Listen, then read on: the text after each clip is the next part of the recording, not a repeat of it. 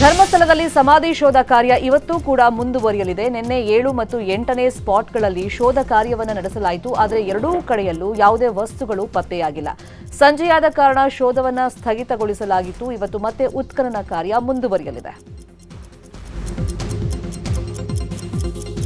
6ನೇ ಸ್ಥಳ ಹೊರತುಪಡಿಸಿದರೆ ಬೇರೆ ಯಾವುದೇ ಸ್ಥಳದಲ್ಲಿ ಯಾವುದೇ ವಸ್ತುಗಳು ಪತ್ತೆಯಾಗಿಲ್ಲ. ಹೀಗಾಗಿ 9, 10, 11, 12ನೇ ಸ್ಥಳದಲ್ಲಿ ಅಸ್ಥಿ ಪಂಜರಗಳು ಪತ್ತೆಯಾಗುತ್ತಾ ಅನ್ನೋ ಕುತೂಹಲ ಮೂಡಿದೆ.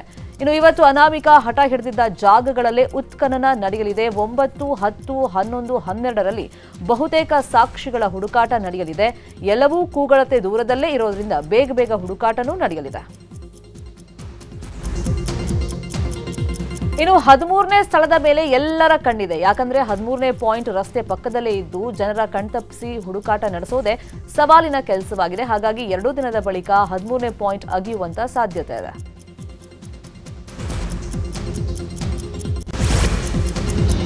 ಧರ್ಮಸ್ಥಳದಲ್ಲಿ ಅನಾಮಿಕಾ 13 ಸ್ಪಾಟ್ಗಳನ್ನು ಗುರುತಿಸಿದ್ದಾನೆ. 13ರಲ್ಲಿ ಈಗಾಗಲೇ 6ನೇ ಪಾಯಿಂಟ್ನಲ್ಲಿ ಮೂಳೆಗಳು ಸಿಕ್ಕಿವೆ. ಹೀಗಾಗಿ ಅನಾಮಿಕಾ ಗುರುತಿಸಿದ 13 ಸ್ಪಾಟ್ಗಳಲ್ಲೂ ಭದ್ರತೆಯನ್ನ ಹೆಚ್ಚಿಸಲಾಗಿದೆ. ಬರೋಬ್ಬರಿ 25 ಮಂದಿ ಎಎನ್ಎಫ್ ಸಿಬ್ಬಂದಿ ಹಗಲು ರಾತ್ರಿ ಮಳೆ ಗಾಳಿ ಎನ್ನದೆ ಸ್ಥಳವನ್ನ ಅಗೀತಿದ್ದಾರೆ. ಇನ್ನು 1ರಿಂದ 8 ಸ್ಥಳಗಳು ಉತ್ಖನನವಾಗಿದ್ರೂ ಕೂಡ ಅದನ್ನ ಸಹ ಎಎನ್ಎಫ್ ಟೀಮ್ ಕಾಯ್ತಾ ಇದೆ. ಎಎನ್ಎಫ್ ಜೊತೆ ರಾತ್ರಿ ವೇಳೆ ಸ್ಥಳೀಯ 10 ಮಂದಿ ಪೊಲೀಸರನ್ನ ಕೂಡ ಭದ್ರತೆಗೆ ನಿಯೋಜಿಸಲಾಗಿದೆ. ಪ್ರತಿನಿತ್ಯ ಉತ್ಖನನ ಮುಗಿದ ಬಳಿಕ ಅರಣ್ಯದ ಸುತ್ತಲೂ ಎಎನ್ಎಫ್ ಟೀಮ್ ಕಾರ್ಯಾಚರಣೆಯನ್ನ ನಡೆಸಲಿದೆ. ಈ ಮಧ್ಯೆ ಧರ್ಮಸ್ಥಳ ಗ್ರಾಮ ಪಂಚಾಯಿತಿಯಿಂದ ಎಸ್ಐಟಿ ಅಧಿಕಾರಿಗಳು ದಾಖಲೆಯನ್ನು ಪಡೆದುಕೊಂಡಿದ್ದಾರೆ. ಗ್ರಾಮ ಪಂಚಾಯಿತಿ ಕಚೇರಿಗೆ ತೆರಳಿದ ಎಸ್ಐಟಿ ಇನ್ಸ್ಪೆಕ್ಟರ್ ಮಂಜುನಾಥ್ 1995ರಿಂದ 2014ರವರೆಗಿನ ಯುಡಿಆ ದಾಖಲೆಗಳನ್ನು ಪಡೆದುಕೊಂಡಿದ್ದಾರೆ. ಪಾಯಿಂಟ್ ನಂಬರ್ 6ರಲ್ಲಿ ಸಿಕ್ಕಿರುವಂತಹ ಮೂಳೆಗಳ ಬಗ್ಗೆ ಎಸ್ಐಟಿ ತನಿಖೆಯನ್ನು ಚುರುಕುಗೊಳಿಸಿದೆ. ಎಸ್ಐಟಿ ಅಧಿಕಾರಿಗಳು ಅನಾಮಿಕನನ್ನ ಸುದೀರ್ಘ ವಿಚಾರಣೆ ನಡೆಸಿದ್ದಾರೆ. 6ನೇ ಸ್ಪಾಟ್ ಬಗ್ಗೆ ಅನಾಮಿಕನನ್ನ ವಿಚಾರಣೆ ನಡೆಸಿದ್ದು, ಸಿಕ್ಕಂತ ಅಸ್ಥಿ ಪಂಜರದ ಅವಶೇಷಗಳು ಯಾರದ್ದು, ನೀನು ಹೂಳುವಾಗ ಏನಾದರೂ ಮಾಹಿತಿ ಇತ್ತಾ ಅಂತೆಲ್ಲ ಪ್ರಶ್ನೆಗಳನ್ನ ಕೇಳಲಾಗಿದೆ. ಇನ್ನು ಅಸ್ಥಿ ಪಂಜರದ ಅವಶೇಷಗಳ ಬಗ್ಗೆ ಅನಾಮಿಕಾ ಅಂದಾಜಿನ ಮೇಲೆ ಉತ್ತರವನ್ನ ಕೊಡ್ತಾ ಇದ್ದು, ಸತ್ತ ವ್ಯಕ್ತಿ ಯಾರು ಅನ್ನೋದು ಗೊತ್ತಿಲ್ಲ, ಘಟನೆ ಬಗ್ಗೆ ನೆನಪಿಲ್ಲ ಅಂತ ಹೇಳಿದಾನಂತೆ. ಇನ್ನು ಪಾಯಿಂಟ್ 6ರಲ್ಲಿ 5 ಹಲ್ಲುಗಳು, ದವಡೆಯ ಮೂಳೆ, 2 ತೊಡೆ ಭಾಗದ ಮೂಳೆಗಳು, ಬುರುಡೆಯ 2 ತುಂಡುಗಳು ಸೇರಿದಂತೆ ಇನ್ನಿತರೆ ಮೂಳೆಗಳು ಪತ್ತೆಯಾಗಿದ್ವು. ಸದ್ಯ ಆ ವಸ್ತುಗಳನ್ನು ಉಡುಪಿಯ ಮಣಿಪಾಲ್ನ ಕೆಎಂಸಿಯ ಎಫ್ಎಸ್ಎಲ್ ಕೇಂದ್ರಕ್ಕೆ ಕಳುಹಿಸಲಾಗಿದೆ. ನಿನ್ನೆ ಆಸ್ಪತ್ರೆಗೆ ತರಲಾಗಿದ್ದು ತಜ್ಞರಿಂದ ಪರೀಕ್ಷೆಗಳು ನಡೀತಾ ಇವೆ. ಪರೀಕ್ಷೆಯ ನಂತರ ಬೆಂಗಳೂರಿಗೆ ರವಾನೆ ಮಾಡುವಂತ ಸಾಧ್ಯತೆ ಇದೆ. ಧರ್ಮಸ್ಥಳದಲ್ಲಿ ಮೂಳೆಗಳು ಪತ್ತೆ ಕುರಿತು ಧಾರವಾಡದ ಕರ್ನಾಟಕ ವಿವಿಯ ಅಪರಾಧ ಮತ್ತು ವಿಧಿ ವಿಜ್ಞಾನ ಶಾಸ್ತ್ರ ಮುಖ್ಯಸ್ಥ ಜಿಎಸ್ ವೇಣು ಮಾಧವ್ ಪ್ರತಿಕ್ರಿಯೆ ಕೊಟ್ಟಿದ್ದಾರೆ. ಸಿಕ್ಕಿರುವಂತಹ ಅಸ್ಥಿ ಪಂಜರ ಹೆಣ್ಣು ಅಥವಾ ಗಂಡು ಅನ್ನೋದನ್ನ ಪತ್ತೆ ಮಾಡೋದು ಸವಾಲಾಗಿದೆ. ಗುರುತು ಪತ್ತೆಯಲ್ಲಿ ಪೊಲೀಸರು ಹೆಚ್ಚು ಕೆಲಸ ಮಾಡಬೇಕು. ಸಾವಿಗೂ ಮುನ್ನ ಆ ವ್ಯಕ್ತಿ ಹಲ್ಲು ಚಿಕಿತ್ಸೆ ಪಡೆದಿದ್ರೆ ಗುರುತು ಪತ್ತೆ ಸುಲಭವಾಗುತ್ತೆ. ಭುವನೇಶ್ವರ ಲ್ಯಾಬ್ನಲ್ಲಿ ಮಾನವನ ಅಸ್ಥಿ ಪಂಜರದ ಬಗ್ಗೆ ಹೆಚ್ಚಿನ ಮಾಹಿತಿ ಸಿಗುತ್ತೆ ಅಂತಂದ್ರು. ಆದರೆ ಅತ್ಯಾಚಾರ ಆಗಿರುವ ಬಗ್ಗೆ ಕಂಡುಹಿಡಿಯೋದು ಬಹಳ ಕಷ್ಟ ಅಂತ ಹೇಳಿದ್ದಾರೆ. ಪೊಲೀಸ್ ತನಿಖೆಗೆ ಸಂಬಂಧಪಟ್ಟಂಗೆ ಈ ವಿಷಯದಲ್ಲಿ ಭಾಳಷ್ಟು ಸಪೋರ್ಟ್ ಬೇಕು. ಬೇರೆ ಬೇರೆ ಇದ್ರದ್ದು ವಿಭಾಗಗಳ ಸಪೋರ್ಟ್ ಬೇಕು. ಇದಕ್ಕೆ ಆ ವ್ಯಕ್ತಿಯ ಕಾರಣ, ಸಾವಿನ ಕಾರಣ ಆ ಅಸ್ಥಿಪಂಜರ ಇಡುತ್ತೆ. ಅದನ್ನು ಸೂಕ್ಷ್ಮವಾಗಿ ತನಿಖೆ ಮಾಡಿದಾಗ ಮಾತ್ರ ಅದು ನಿಜ ಹೊರಗೆ ಬರಲಿಕ್ಕೆ ಸಾಧ್ಯ. ಆ ವಿಷಯಕ್ಕೆ ಸಂಬಂಧಪಟ್ಟಂಗೆ ಎರಡು ಮುಖ್ಯವಾಗಿರೋಂಥ ಅವಕಾಶಗಳಿದೆ. ಒಂದನೇದು ಇಡೀ ಅಸ್ಥಿಪಂಜರದ ಮೂಳೆಗಳ ಪರೀಕ್ಷೆ ಅಂತ ಹೇಳಿ ಒಂದು. ಎರಡನೇದು ಸ್ಕಲ್ಗೆ ಸಂಬಂಧಪಟ್ಟಂಗೆ, ಸ್ಕಲ್ಲು ಮತ್ತು ಹಲ್ಲುಗಳಿಗೆ ಸಂಬಂಧಪಟ್ಟಂಗೆ ಅದಕ್ಕೆ ಫೊರೆನ್ಸಿಕ್ ಓಡೆಂಟಾಲಜಿಸ್ಟ್ ಹೆಲ್ಪ್ ಬೇಕು. ಯಾಕಂತಂದರೆ ಮಾನವ ಬದುಕಿದ್ದಾಗ ಏನಾದ್ರೂ ಅಲ್ಲಿಗೆ ಸಂಬಂಧಪಟ್ಟಂಥ ಚಿಕಿತ್ಸೆಗಳೇನಾದರೂ ತಗೊಂಡಿದ್ರೆ ಅದು ಆ ವ್ಯಕ್ತಿಯ ಕುರುಹು ಇವತ್ತಿಗೂ ಇರುತ್ತೆ. ನೇತ್ರಾವತಿ ಸ್ನಾನಘಟ್ಟದಲ್ಲಿ ಶವಗಳನ್ನು ಹೂತಿಟ್ಟ ಪ್ರಕರಣಕ್ಕೆ ಸಂಬಂಧಪಟ್ಟಂತೆ 4 ದಿನಗಳಿಂದ ಶೋಧ ಕಾರ್ಯ ಮಾಡಲಾಗ್ತಾ ಇದೆ.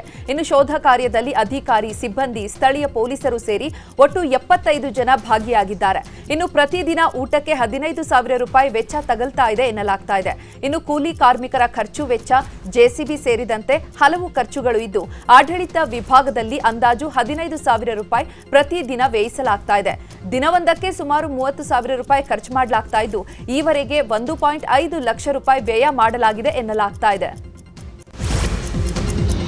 ಧರ್ಮಸ್ಥಳದಲ್ಲಿ ನೂರಾರು ಶವಗಳನ್ನು ಹೂತಿಟ್ಟ ಆರೋಪದ ಪ್ರಕರಣದ ತನಿಖೆ ಸಾಕಷ್ಟು ಕುತೂಹಲ ಮೂಡಿಸಿದೆ. ಈ ಮಧ್ಯೆ ಧರ್ಮಸ್ಥಳ ರಹಸ್ಯದ ಬಗ್ಗೆ ವಾಣಿಜ್ಯ ಮಂಡಳಿಯಲ್ಲಿ ಟೈಟಲ್ ರಿಜಿಸ್ಟರ್ ಆಗಿದೆ.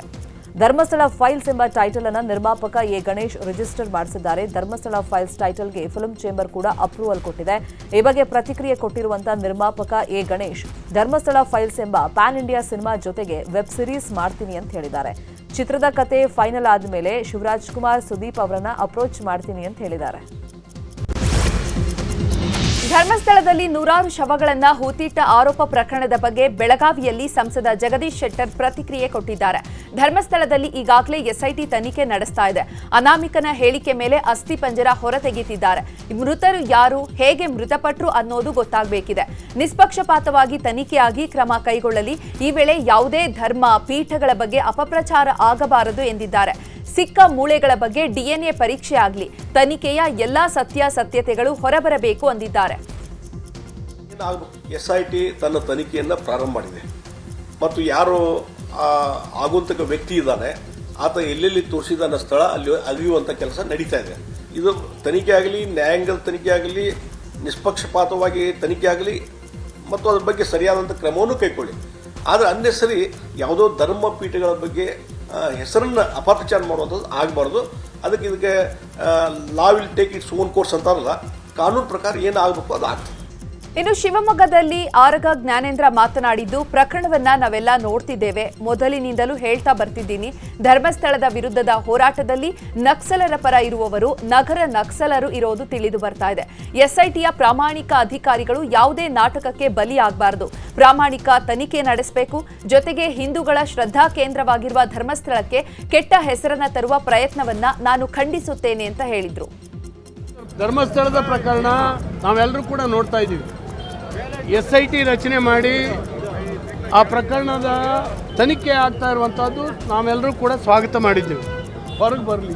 ನಮ್ಮ ಪೊಲೀಸ್ ಅಧಿಕಾರಿಗಳು ಒಳ್ಳೆಯವರಿದ್ದಾರೆ SITನಲ್ಲಿರೋರು. ಹಾಗಾಗಿ ಅವ್ರು ಯಾರೂ ಕೂಡ ಅವರ ನಾಟಕಕ್ಕೆ ಬಲಿ ಬೀಳಬಾರ್ದು. ಪ್ರಾಮಾಣಿಕವಾಗಿ ಆ ಪ್ರಕರಣಗಳು ಹೊರಗೆ ಬರಲಿ ಅಂತೇಳಿ ಹೇಳಿ ನಾನು ಈ ಸಂದರ್ಭದಲ್ಲಿ ಹಾರೈಸ್ತೇನೆ. ಮತ್ತು ಧರ್ಮಸ್ಥಳಕ್ಕೆ ಏನೊಂದು ಕೆಟ್ಟ ಹೆಸರನ್ನ ತರಬೇಕು ಅನ್ನುವಂಥ ಕುತಂತ್ರ ಭಾವನೆ, ಅದು ಹಿಂದೂಗಳ ಶ್ರದ್ಧಾ ಕೇಂದ್ರ, ಅದು ಯಾವುದೇ ಕಾರಣಕ್ಕೆ ಆಗಬಾರ್ದು. ಇನ್ನು ಮಂಡ್ಯದಲ್ಲಿ ಮಾಜಿ ಸಂಸದೆ ಸುಮಲತಾ ಮಾತನಾಡಿದ್ದು, ಆರೋಪ ಮಾಡೋದು ಸುಲಭ, ಆದರೆ ಸಾಬೀತಾಗುವವರೆಗೂ ಏನೇನೋ ಮಾತನಾಡೋದು ಸರಿಯಲ್ಲ. ಜವಾಬ್ದಾರಿಯುತ ಅಧಿಕಾರಿಗಳು ತನಿಖೆ ಮಾಡ್ತಿದ್ದಾರೆ. ತನಿಖೆಯಿಂದ ಸತ್ಯಾಸತ್ಯತೆ ಹೊರಬರುತ್ತೆ ಅಂತ ಅಂದ್ರು. ಭಾಳ ಈಸಿ ಮಾಡೋಕ್ಕೆ, ಅದನ್ನು ಪ್ರೂವ್ ಮಾಡೋದು, ಆ ಎಲಿಗೇಷನ್ ಅನ್ನೋದನ್ನು ಪ್ರೂವ್ ಆಗೋವರೆಗೂ ಪ್ರತಿಯೊಬ್ಬರು ಸ್ಪೆಕ್ಯುಲೇಷನ್ ಮಾಡೋದು, ಏನೇನೋ ಅವರಲ್ಲೇ ಸುದ್ದಿ ಮಾಡಿ ಅದನ್ನು ಸ್ಪ್ರೆಡ್ ಮಾಡೋದು, ಅದು ಸ್ವಲ್ಪ ಕಷ್ಟ ಅನಿಸುತ್ತೆ. ಯಾಕೆಂದರೆ ಯಾರೋ ಒಬ್ಬರು ಹೇಳಿದ ತಕ್ಷಣ ಅದು ನಿಜ ಆಗಬೇಕು ಅಂತ ಇಲ್ಲ. ಅಂದರೆ ಇನ್ವೆಸ್ಟಿಗೇಷನ್ ನಡೀತಾ ಇದೆ, ಜವಾಬ್ದಾರಿ ಇರುವಂಥ SIT ನಡೆಸ್ತಾ ಇದ್ದಾರೆ ಇನ್ವೆಸ್ಟಿಗೇಷನ್. ಆಗಲಿ, ಎಲ್ಲ ಸುದ್ದಿ ಎಲ್ಲ ಮಾಹಿತಿ ಬಂದಮೇಲೆ ಅವ್ರು ಹೇಳಬೇಕು. ಇದರ ನಡುವೆ ನಾವೇ ಪ್ರತಿಯೊಬ್ಬರು ಒಂದೊಂದು ಐಡಿಯಾ, ಒಂದೊಂದು ಥಿಯರಿ, ಒಂದೊಂದು ಜಡ್ಜ್ಮೆಂಟ್ ಕೊಡಬಾರ್ದು ಅನ್ನೋದು ನನ್ನ ಉದ್ದೇಶ. ಇನ್ನು ಮಾಜಿ ಸಚಿವ ಅಶ್ವಥ್ ನಾರಾಯಣ್ ಮಾತನಾಡಿ, ಪವಿತ್ರ ಸ್ಥಳದ ಮೇಲೆ ಇರುವಂತಹ ಅಪನಂಬಿಕೆ ದೂರವಾಗಬೇಕು. ಅಗ್ನಿ ಪರೀಕ್ಷೆ ಎದುರಿಸಲು ಅವರು ಸಿದ್ಧರಿದ್ದಾರೆ. ಬೇಗ ತನಿಖೆ ನಡೆದು ಸತ್ಯ ಹೊರಬರಲಿ.